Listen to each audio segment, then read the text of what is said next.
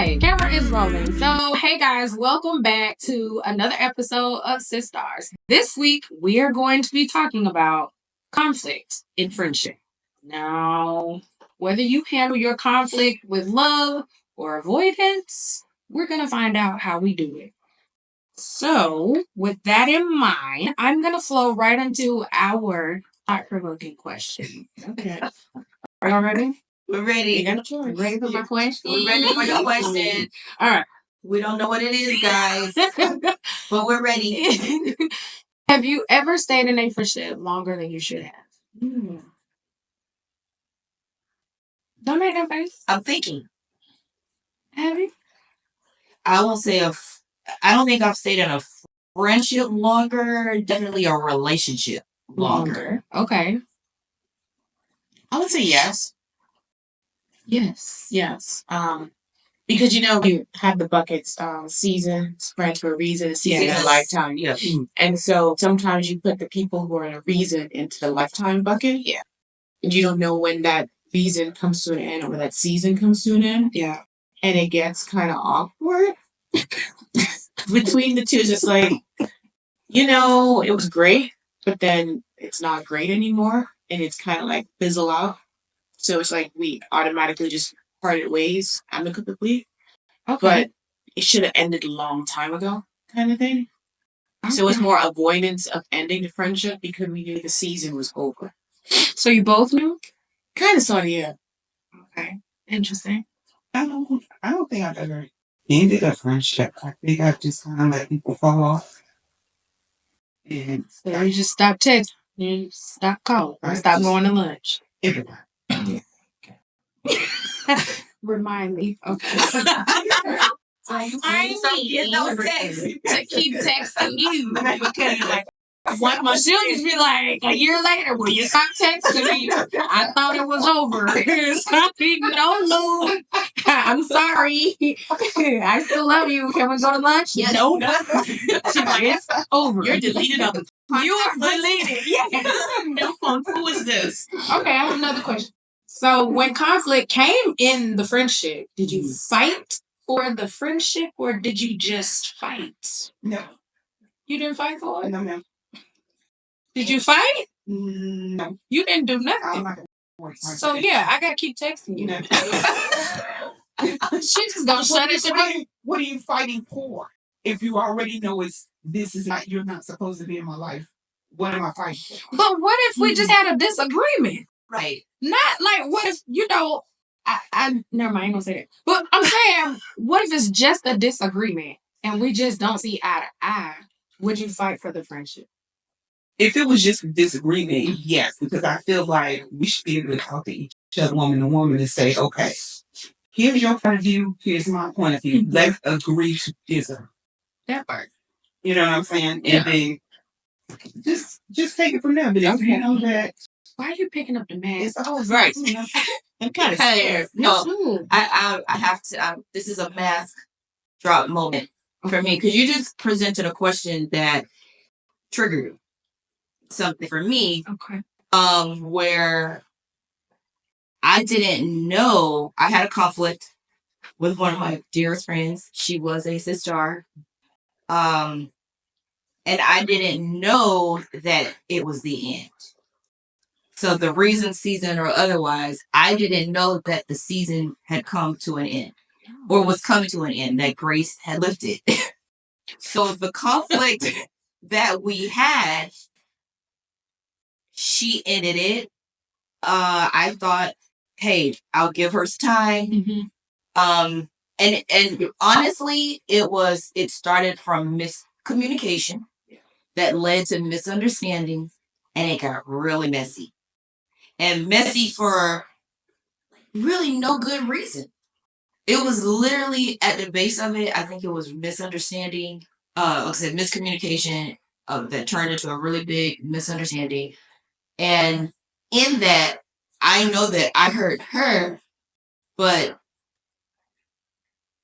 I wanted to fight for it. I thought, hey, I'll give her some time to cool off. But she let me know, no, I don't need no time to cool off. I don't need to like. I don't see a way for us to come back from this. And I felt like, I mean, that is a relationship and a friendship and a sister that I would have fought for.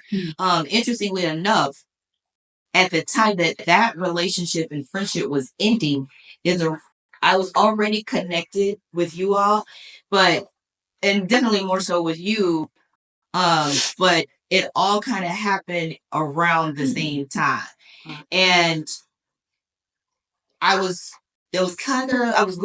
to actually seeing a therapist a couple years after that. And even in that therapy session, she came up and I started crying. And the therapist told me, you know what? I can see that this is still a pain point for you. Why don't you write a letter to her? And just let her know, like, hey, just kind of explain things, talk to her about it, and see where you go from there. So I didn't write a letter, but I bought her a Valentine's Day card. But I never mailed it. And every Valentine's Day for 5 years straight, I would say, okay, well, Miss Valentine's Day this year, I'll send it to her next year. Valentine's Day come and go. I'll send it to her next year. And this past last year, Valentine's, I woke up because I was like, dang it, I didn't mail the card. And the Holy Spirit woke me up and said, you can no longer use that as an excuse because of technology, the card that you bought. And this card sat in a drawer for 5 years. The Holy Spirit woke me up and said, get up, 5 o'clock in the morning, take a picture of the card, inside and the front of the card, the inside of the card, and send that to her on, I send it to her on Facebook and say what you need to say. Wow. And I did it. And she sent me a thumbs up. Okay. Listen, because at that point, I would have sent you a thumbs up too. I ain't gonna lie. I'd have been like, thanks. That was and then great. She removed the thumbs up. So she didn't mean to do it. So you had all that energy. Yes. For 5 years. But based on our previous episode, you released that. I did. And that was, I think, the lesson in that.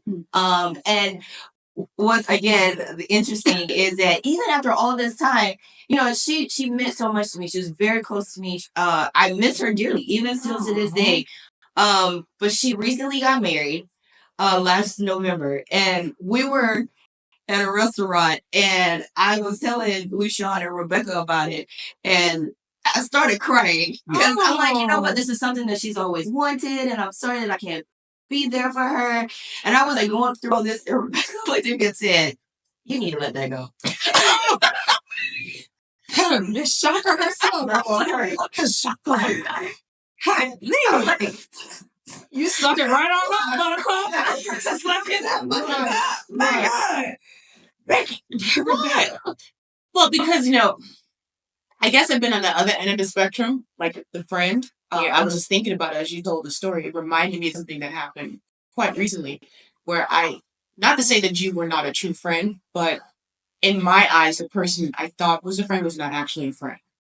Mm-hmm. And so that person, I think they kind of manipulated the kind of relationship we had to gain some stuff from me.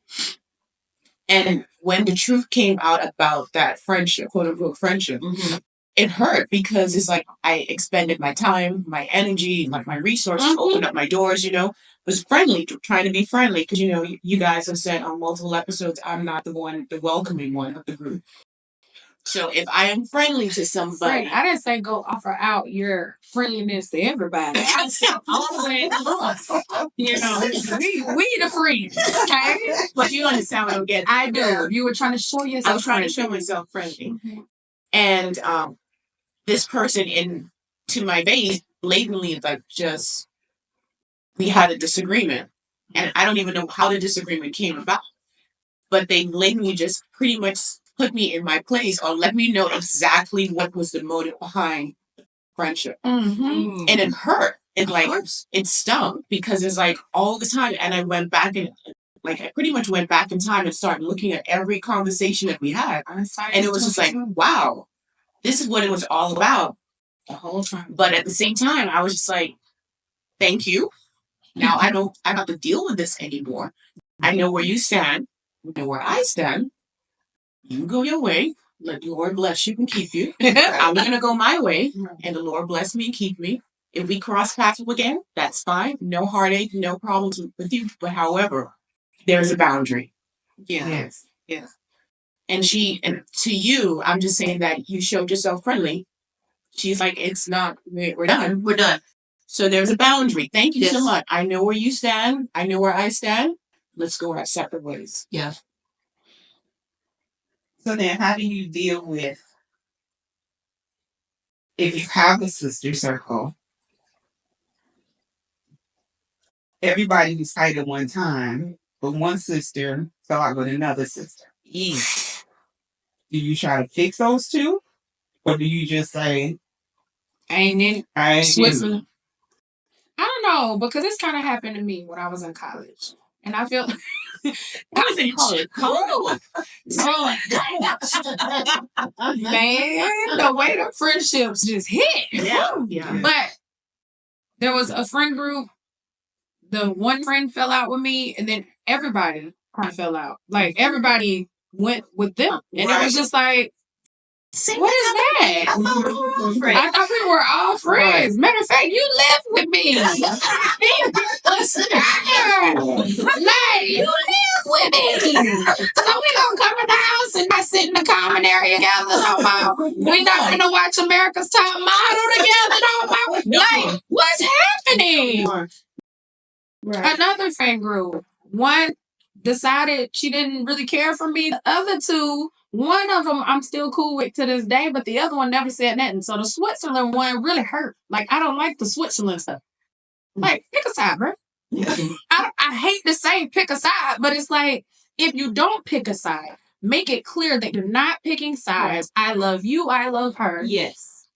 I feel like communication would have helped. You know what I mean? Like, you don't necessarily have to be like, Portia, I'm with you. Right. No, if I was wrong, tell me I was wrong. Like, tell me what I did. But then if you want to try to get us back together, then you can try that. But you got to tell me the truth. You can't just sulk off into the abyss and then be like, oh, hey, girl. No, ma'am. No, ma'am. I don't do that, girl. I don't do that. Do you all, believe that there are, there could be stretching moments in your friendship journey? So to your point about would you fight for it? Like, could that just be a stretching moment? Could it be an opportunity to grow through grace in that moment? Lou is looking at me like, no. I'm just trying to understand what you mean by stretching moment. Because it could be just, hey, but for me, I feel like, I felt like this could be an opportunity, again, for us to stretch and grow and learn a lesson in this, learn how to better communicate, deal better with misunderstandings, not maybe let it get so messy, just kind of talk through it. I felt like this was an opportunity for us to stretch. Like, this was a stretch. We have been friends for decades. So I don't know what exactly happened. Now you got to give me context. Like, honestly, I mean, I kind of know like bits and pieces, but it's been a long time. A lot has happened since then, so I can't. It's the watered down version. I would definitely be the watered down version, but yeah. So it's just kind of like even you leaving is a stretching moment. It was because we then had to become very intentional about how we stayed in contact. And I mean, even though we're like really good friends, but we've gone years without talking. Yeah, we have. Or at least like we communicate groups. Yeah, without hearing your voice. Exactly. Without hearing your voice. We'll text. We'll send memes. We're definitely all good at that. That's the new friendship. I ain't gonna lie. Yes. So we'll do that. We're in communication. We're in contact. But in terms of like you said, hearing your voice. So, but that was a stretching moment. But it's an opportunity to grow through grace. To see like, okay, she's still my person. Yeah. She's still my friend. She's still my sister. And that's what I mean by kind of like growing and stretching. So it reminds me of the scripture verse in Proverbs 27:17. It says like, a friendship's supposed to sharpen you. It's like supposed to be like iron sharpening iron. Yes. And I think that once that friendship is not sharpening you to make you better, but cutting you to make you worse, it's not something to grow in grace in, because you're not going to grow in grace as you injure yourself. I love that. Yeah. And actually, in the message, it says, you use steel to sharpen steel, and one friend sharpens another. So when you just said that, it kind of put a picture in my mind of how this thing works. And even the ingredients or the instruments that can be used to sharpen. And it can either sharpen or cut and injure. And I think that's an excellent analogy in how, to manage and gauge that. If it's not sharpening you and it's like cutting you, that's a difference. Because we see the two metal. The C is metal. Yeah. Like, you're a metal, I'm a metal. But then it gets to the point that you're actually hurting me, then building me up. It's a partnership, like as we said, in relationships need to build. But if you're not building and you're actually destroying or you're cutting, it's just like, are we really friends? Or are you trying to, are we really friends? Or are you not my friend? You're just trying to use me to get to your next level. Like, right, because again, we talking about what type before. It says you use steel to sharpen steel, and we've related it to where I'm buttering you so that you can shine. Right. So is it, kind of like what you were just saying, are you shining? Are you buffering me so that I can shine? Or are you cutting me to diminish my light? And I think, again, that could be, a gauge and a way of management, because we are called to love like Jesus. And so how do you do that? Or how can you know to do that even when it's hard? And I think using that as like I said, a measurement to say, hey, this isn't quite working out. It's not mutually beneficial for either one of us. So you then have to kind of learn how to exit with grace.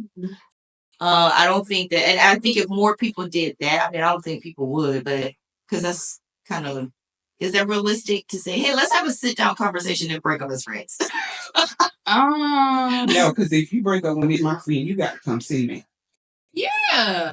You mean me in general? No. Oh, I'm talking about in general. The circle. You got to come see. If we this close, like right, like we said, like us right now. If you break up with me, Shakira, you need to tell me. Listen, LaShawn, if you decide me, that's what I'm like. Are you talking about me? Absolutely, I'm talking about you. If you don't want to be my friend no more, you gonna have to tell me. But that's the thing, though. I feel like the friendships that I have and that I have created and that I am nurturing at this moment in my life, yes, I am dealing with people who are mature enough to look at me and go, Portia, I ain't like that. Right. You know what I'm saying? Portia, hey, you know what? Girl, what you said the other day about my, XYZ, I really don't care for that. Can you not do that? Sure. And you got to be woman enough to take that and go, you know what? I apologize. Let's move on. Now, if that same person wants to sit down with you and say, I don't think this is mutually beneficial. I feel like you take a lot more than you give. But like what what blows my mind is shrinking in relationships. So sometimes you have friends who don't necessarily tell you that. They just shrink away or avoid. And you don't know what's happening, right? So in that instance, is that friendship? Maybe some people don't know how to deal with conflict. So let's start there. Yes. So some people might not know how to deal with conflict, and their past experience and their past trauma has shown them when they're in conflict and they actually engage in it, it can cause more damage than good. So therefore, that's their default mechanism. Yeah. So in some of those instances, you might have to show them so that they can understand how it's supposed to be. And even in the scriptures, it says that if you have a conflict with somebody, you bring a third party into the conversation and say, hey, let's do this. Let's talk about this. And, so we can be able to grow in correction and community according to God's standards. So if we're going to do it, let's do it according to God's standards. Bring somebody else in who's a neutral party. Be like, hey, this is my problem. If it's a serious problem, this is my problem. I didn't appreciate it. And then have that kind of conversation. A lot of people don't know. Yeah. Or they had past experiences in which it was a very bad altercation and they just avoid it completely because they don't want that to happen. So I think learning to identify if it's a break, if this is a bridge, or if this is goodbye. Could be a great way to determine, what's going on in the friendship. Mm-hmm. But I think setting those types of boundaries or recognizing that stuff comes with grace and love. For sure. And not doing it out of bitterness or jealousy or whatever the case, whatever negative emotion you want to put there. Mm-hmm. But it comes with love and grace. So if you can really get to the heart of things and talk about things from a place of love and your intent is out of love, I feel like you can talk about anything. 100%. And it's kind of like you just mentioned shrinking back. I'm like, what came to my mind? Like, I've heard about ghosting in romantic relationships. I've never heard of ghosting in friendships. Until this one said it.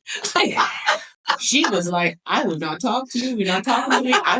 Listen, She was straight up ghosting. I can chase you down with it. I understand. And you know what? And it's so funny. I have adopted that attitude when it comes to new friendships. Like, hey, I have a lot going on. I have established friendships. Like, I don't need to chase anybody to have a friendship. I have those. So I get that. I get it. Right. It's like my time is precious, honey. Right. I remember when I was a kid, Mommy used to say, like, I used to always want to go over to this particular neighbor's house. And Mommy would be like, why they can't come to our house? We got the same house. We got food. It ain't nothing wrong with our house. Why you got to always run over there? They can't come over here. And it's just like going back to what you said, because sometimes it's just like, the friendship is always requiring you to do on their terms. Mm-hmm. And I come over and I go over there. And if that's not the case, no. Is that so? Lessons learned from childhood is now creeping. I'm like, oh, that's what she was meaning. Right. I feel like you just need to put yourself, like, flip the scenario. You know what I'm saying? Like, okay, if I needed this person, if you sit down and really think about it, let's just say it's 3 o'clock in the morning, you need somebody you can really depend on. And you go down your sister list and you like, ain't nobody on that. I mean, they may have attitude at 3 o'clock in the morning. You gotta so there's a certain amount of times you gotta call me before it'll But come I off. get that. You would know that. You don't know that. I understand. Do not disturb the 740. But after they wake up and see, Yes. and you won't call me, you don't see what's going on, you don't. Yes. What's your role in my life? That part. Like, you know what I'm saying? What do we get for? I just feel like with my friends, I'm real protective. You know what I'm saying? And Seriously. I feel like, I don't know, for some reason I feel like I'm responsible for y'all. So, you know what I'm saying? Like I say, it's I don't know. Maybe I'm just my thinking is weird about friendships or whatever, but I think you take a lot of ownership and pride in your friendships. I do. And then you really take care of the people who take care of you. And there's nothing wrong with that. Like, I love that about you. Like, your texts hit at some of the hardest times for me. And you be literally out of the blue. Like, it's out of the blue. And you text me, and I'm like, thanks. Like, and then I'm like, yes, no, I'm not really great. But thank you for asking. Thank you for thinking of me. The boys are fine, but I'm going crazy. Like, I appreciate that about you because you are so fiercely like loving of your friends. And I'll tell y'all this all the time, like as my sisters and all my sisters that I've been friends with for years. You cannot tell me, you cannot call me and say, especially if I'm in a position to do it. You cannot call me and say, my babies ain't got no food. Listen, somebody hungry, somebody needs something. I can't throw my kid no birthday party because I don't have any money. Yeah, I'm gonna cut you out at first. We're gonna figure it out. I just got to get it done. You know what I mean? Like, because I never want them to be lacking for anything. Right. You know what I mean? So I don't know. Somebody once told me you gotta look around at your circle because eventually that's gonna be you. Yeah. In the future. So. Oh wow. Mm-hmm. Wow. Yeah. Whoa. So that's good that you have like divine connections. Like we have established divine connections, but we need to learn how. Like, how can someone who's watching this, like, how would they know the seasonal companions? Because that's always the issue, the balancing act between the people who are meant to be in our life, like the divine connections, and then the seasonal companions. Like you're here for that season, the season for going into college, or the season for being a new mother or moving into a new town. Like, what's those seasonal companions, and how do you separate the two? I think we're actually kind of touching on some of it, and how you do that.